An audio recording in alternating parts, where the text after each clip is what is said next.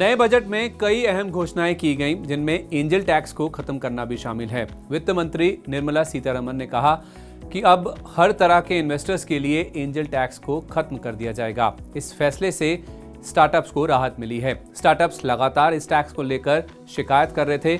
उनका कहना था कि वो पहले ही फंडिंग की दिक्कत से जूझ रहे हैं और एंजल टैक्स की वजह से उन्हें पूंजी जुटाने में और दिक्कत आ रही है। इस वीडियो में हम इसी एंजल टैक्स को समझने की कोशिश करेंगे, जानेंगे कि ये टैक्स कब लाया गया, कैसे लगाया जा रहा था और इसे खत्म करने से स्टार्टअप्स को कैसे फायदा होगा। सबसे पहले समझते हैं कि एंजल टैक्स होता क्या है। एंजल टैक्स दरअसल एक इनकम टैक्स है जो किसी अनलिस्टेड कंपनी की ओर से जुटाई जाने वाली फंडिंग पर लगाया जाता है।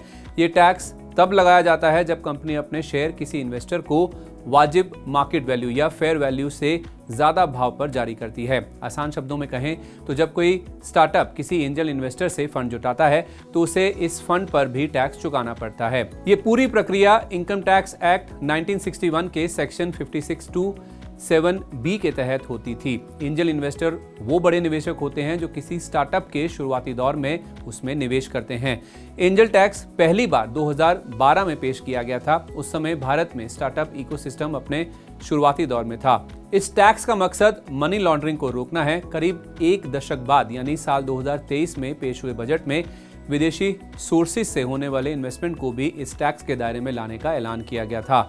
जहां सरकार ने इस टैक्स को अच्छे मकसद से शुरू किया था, इससे स्टार्टअप्स को भारी नुकसान झेलना पड़ रहा था और इसी वजह से कई सालों से इस टैक्स को लेकर विरोध हो रहा था। लेकिन अब वित्त मंत्री ने बजट में इस टैक्स को खत्म करने का ऐलान किया है। उनका कहना है कि भारत में स्टार्टअप इकोसिस्टम, एंटरप्रेन्योरशिप स्पिरिट को बढ़ावा देने और इनोवेशन में मदद करने के लिए सभी निवेशकों के लिए टैक्स खत्म कर दिया जाएगा।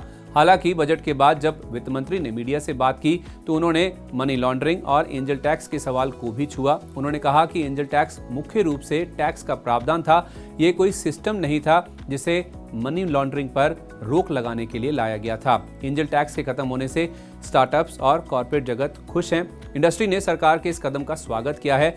इसे आप फिक्की सीमेंट कमेटी के मेंबर गजेंद्र प्रताप सिंह के स्टेटमेंट से समझ सकते हैं, जिन्होंने इसे एक पॉजिटिव स्टेप बताया और साथ ही कहा कि इसे पहले ही खत्म कर देना चाहिए था। उन्होंने मनी 9 से खास बातचीत में कहा कि 10 में से 9 स्टार्टअप फेल होते हैं, उन्हें काफ़ी सपोर्ट की ज़रूरत होती है। अर्ली स्टेज में सब कुछ सही नहीं होता, इसलिए ये सही समय था कि एंजल टैक्स को खत्म कर दिया जाए। इस टैक्स को हटाने के फायदे गिनाए तो स्टार्टअप्स ये कहकर इसका विरोध कर रहे थे कि इससे इनोवेशन और फंडिंग में बाधा आ रही है, इसलिए अब इस तरह की बाधा नहीं होगी।